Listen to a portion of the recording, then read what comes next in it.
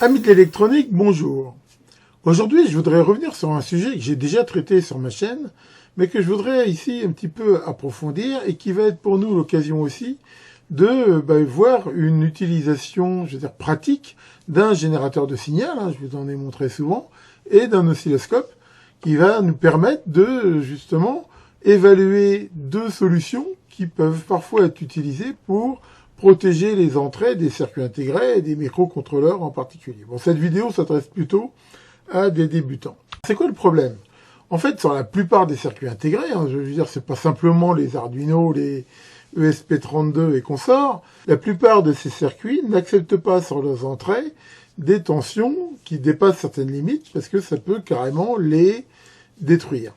En gros, si on regarde à chaque fois dans les datasheets, je vous l'ai aussi souvent expliqué, les absolute maximum rating, c'est-à-dire les valeurs à ne pas dépasser sous peine d'endommager les circuits, on s'aperçoit par exemple ici que les tensions d'entrée analogique ne doivent pas être plus négatives que de 0,3 volts que la masse et ne pas dépasser la tension d'alimentation de 0,3 volts.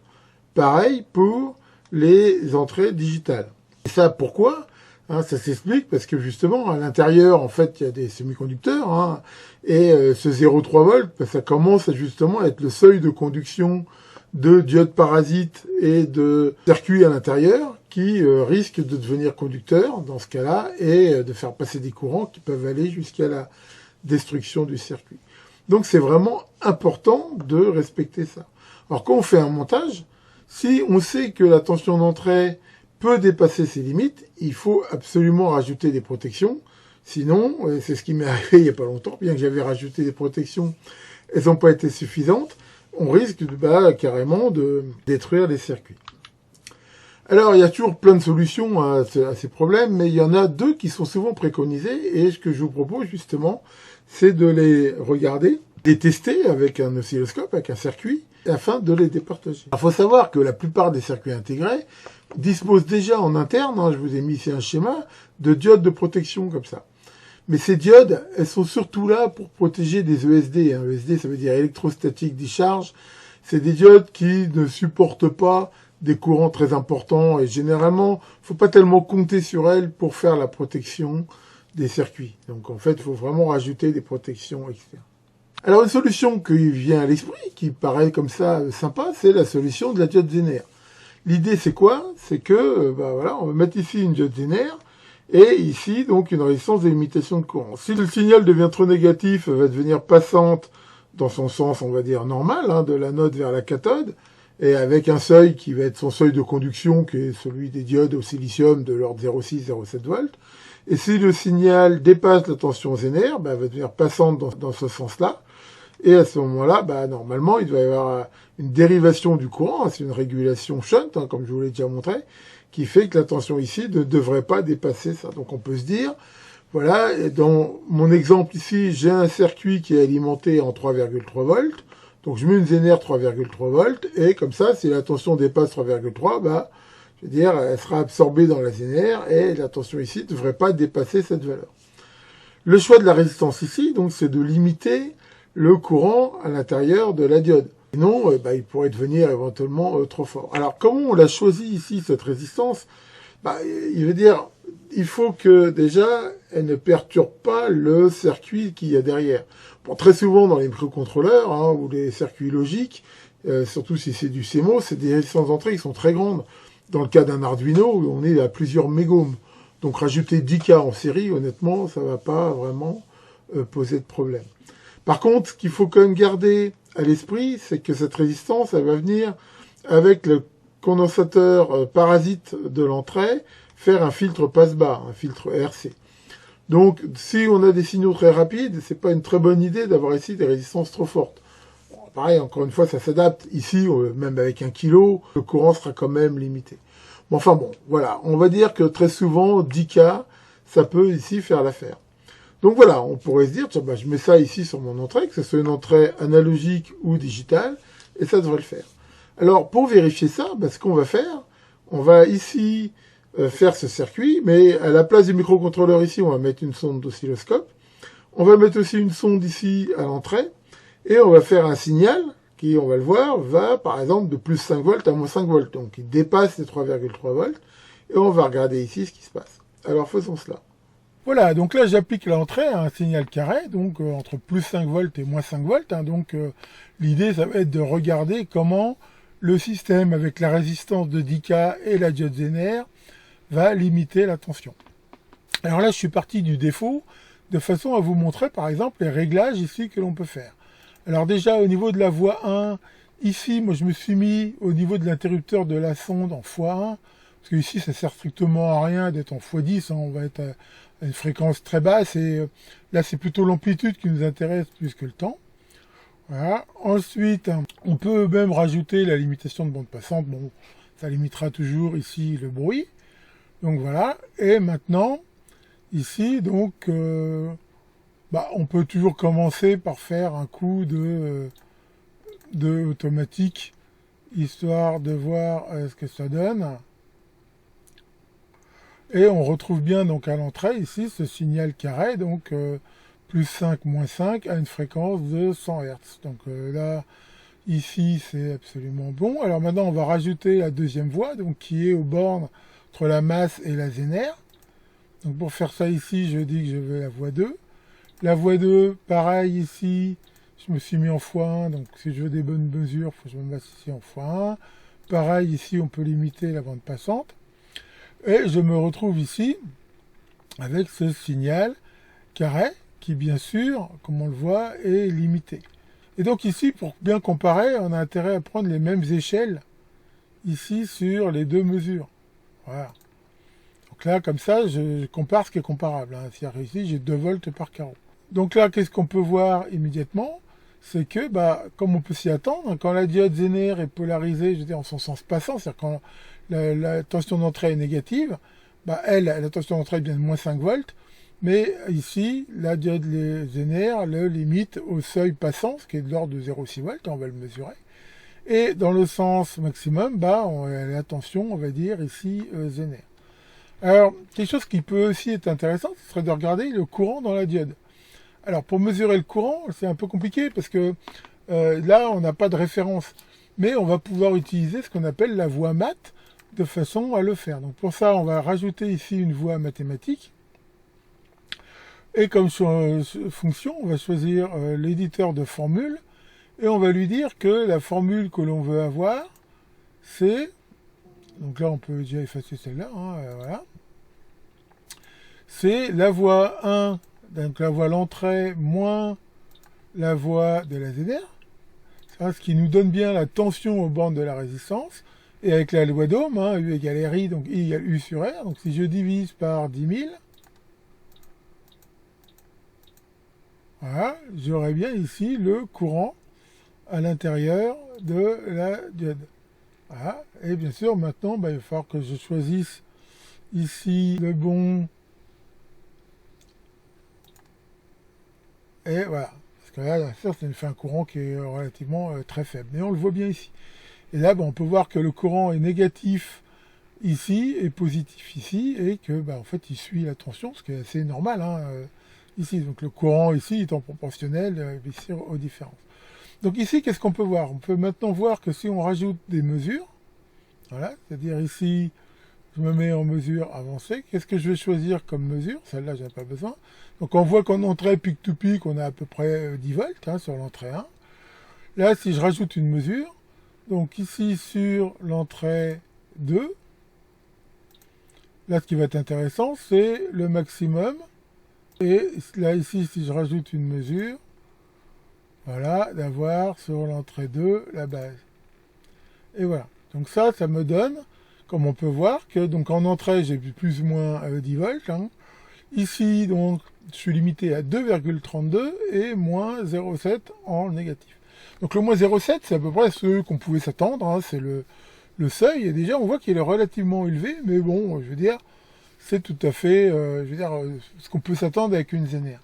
Par contre, quelque chose qu'on aurait pu ne pas s'attendre, c'est qu'on a mis une Zener de 3,3 volts, et on voit que la tension, ici, elle est limitée à une tension qui est bien plus basse, qui est de l'ordre de 2,32 volts.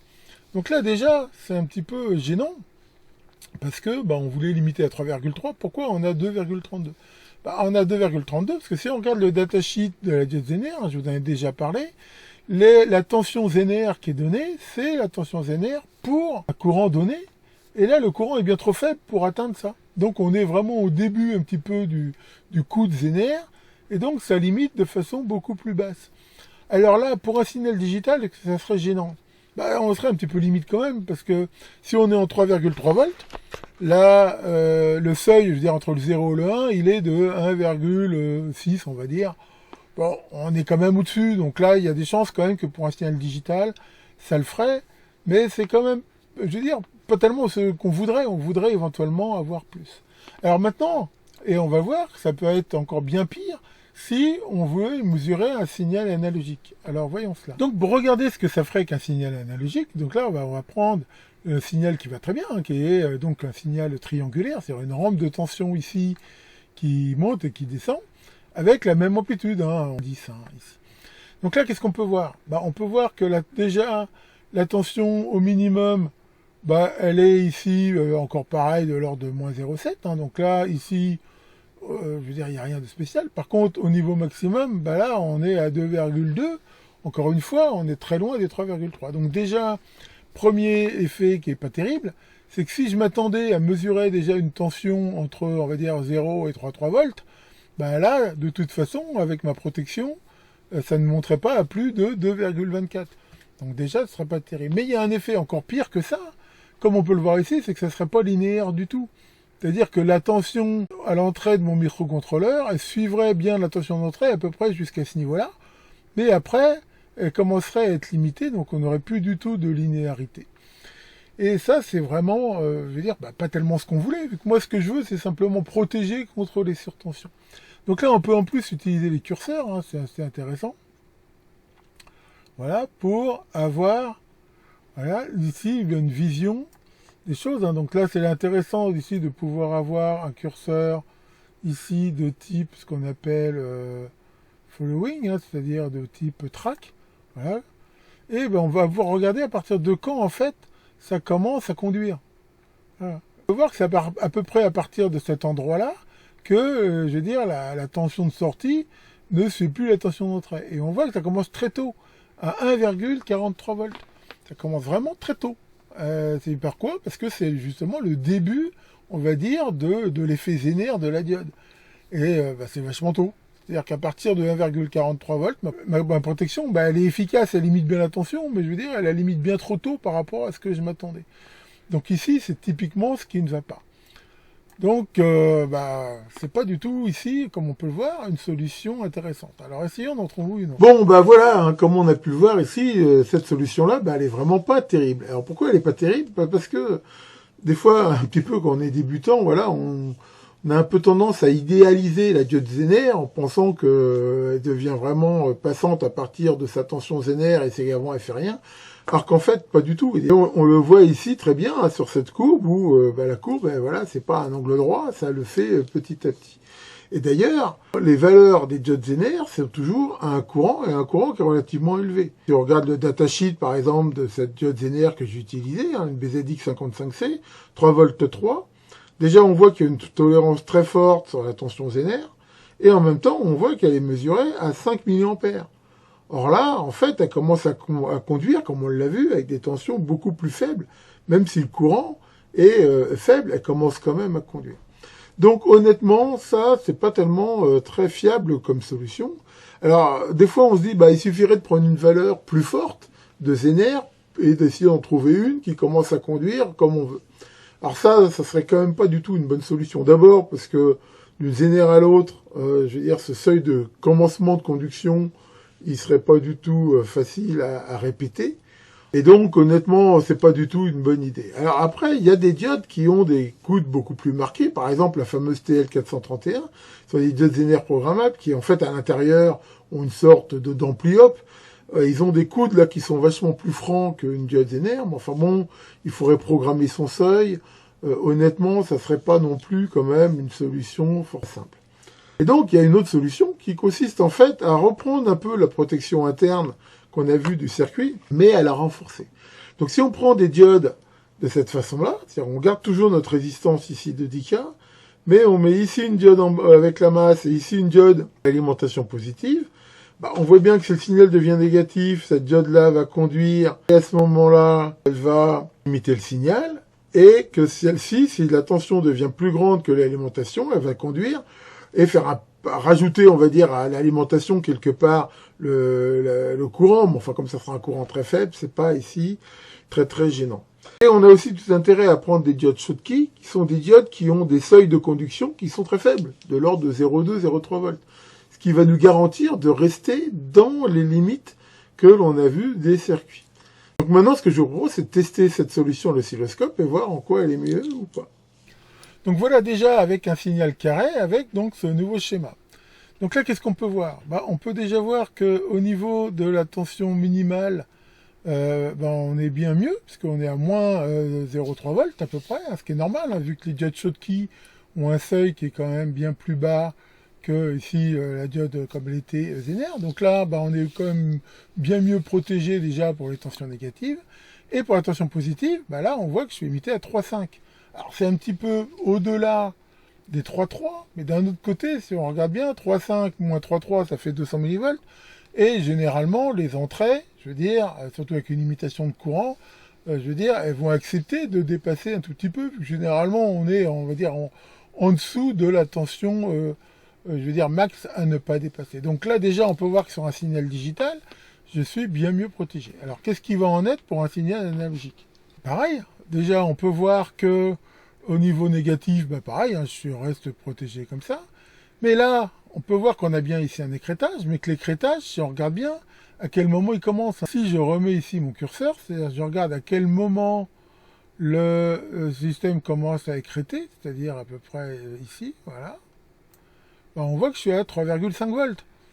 Or, si je veux mesurer une tension analogique, moi je vais la mesurer entre, je veux dire, 0 et 3,3, vu que le haut de mon convertisseur digital analogique, généralement, la référence sera de 3,3 volts.